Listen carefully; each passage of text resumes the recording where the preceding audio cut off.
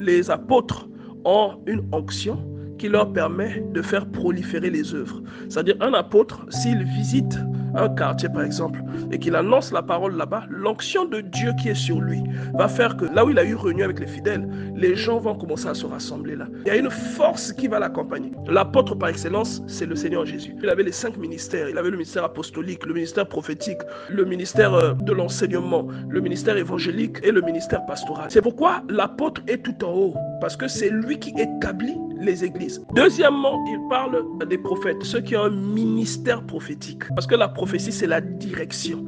Une église implantée a besoin d'une direction. Vous devez savoir où vous emmenez les gens. Quand vous prenez le bus, si vous ne savez pas où ce bus va, vous n'allez pas le prendre. Sauf si vous êtes en danger, vous avez juste besoin de vous éloigner. Mais si vous avez un objectif, quand vous montez dans un bus, vous allez vous assurer que cette destination correspond à vos attentes. Et maintenant, en troisième lieu, il va parler des docteurs. Les docteurs là, c'est pas ceux qui mettent les piqûres, vous vous en doutez. Les docteurs là, ce sont ceux qui ont la connaissance de la parole de Dieu. En dehors du fait que quelqu'un peut lire, mais il y a une onction particulière qui se dépose sur une personne pour que la personne comprenne les Écritures. C'est l'Esprit de Dieu qui fait ça. Vous pouvez lire tous la même chose, mais même la compréhension là sera échelonnée. Il y a des dimensions de compréhension et celui qui a la capacité de désosser. Il y a des personnes qui prêchent la parole de Dieu, mais il y a des personnes qui dissèquent. Il dissèque la parole, c'est-à-dire il enlève les os, il déchire, il vous montre la moelle épinière. Ça, c'est ce qu'on appelle un docteur. C'est un enseignant, c'est quelqu'un qui vous enseigne. Est-ce que vous comprenez? C'est une onction. Pourquoi? Parce que lorsque Dieu établit une église, l'église doit avoir une vision, mais l'église doit être enseignée sur les fondamentaux et sur la profondeur de tout ce qui est divin. Une église qui n'est pas enseignée, ou une église qui n'a pas d'enseignant, c'est une église qui va être ballottée à tout vent de doctrine. Le leader peut écouter quelque chose là-bas, il va aller répéter ça, parfois sans éprouver la chose. Il faut qu'il y ait des enseignants ou un enseignant dans ce que Dieu établit, parce que l'enseignement, c'est la colonne vertébrale de la foi.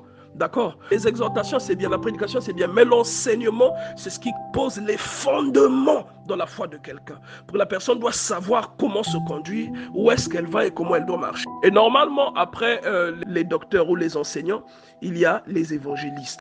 Parce que lorsque le Seigneur pose une œuvre, donne une vision à cette œuvre, donne la profondeur de l'enseignement pour que l'œuvre se stabilise, il envoie maintenant des évangélistes. Les évangélistes, c'est comme les gens qui sortent avec un filet pour aller attraper des âmes, et les âmes là sont maintenant à leur tour confiées à la dernière case qui concerne maintenant le pastorat ou le berger, pour que lui maintenant il puisse maintenir ces personnes-là et les conduire selon la vision de l'église. Ensuite, après, il y a maintenant ceux qui ont le don de miracle, ceux qui ont le don de guérir, de secourir, de gouverner, de parler diverses langues, ainsi de suite. C'est une façon de nous expliquer que dans la présence de Dieu, la chose la plus importante, ce n'est pas seulement le don. Ce n'est pas le don qui vous justifie. Ce n'est même pas le don qui vous garantit le salut. Vous comprenez, non? Le don, c'est juste une arme de conviction. C'est une arme qui peut convaincre un incrédule. Mais la chose sine qua non, ce n'est pas le don, mais c'est le Saint-Esprit de Dieu.